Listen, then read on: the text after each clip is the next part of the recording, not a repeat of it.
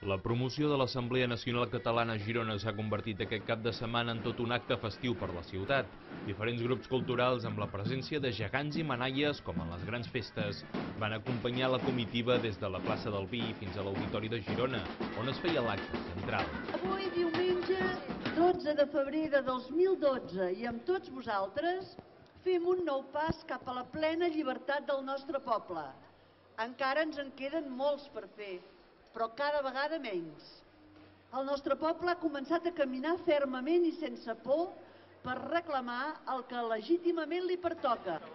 L'auditori es va anar quedant petit i és que tot i que s'esperava que fos l'acte principal de la convocatòria de Girona per la independència de cares a la Constitució de l'Assemblea Nacional Catalana el proper mes de març, la convocatòria va ser més que un èxit. Gairebé 200 municipis que ja tenen constituïda l'Assemblea Local i arribarem el dia 10 de març, que sobrepassarem aquesta xifra, i el 10 de març serà el dia que oficialment es constituirà. Per tant, què vol dir això? Que sense estar encara formalment constituïts hem sigut capaços de mobilitzar tantíssima gent. Això vol dir que estem en el bon camí i que, per tant, la societat s'està mobilitzant. Entre personatges i entitats representants dels partits polítics, Esquerra Republicana, la CUP, Solidaritat i Convergència i Unió, amb el mateix alcalde de Girona, Carles Puigdemont, al capdavant i ferm amb la causa. Però també personatges reconeguts i fins i tot missatges gestuals.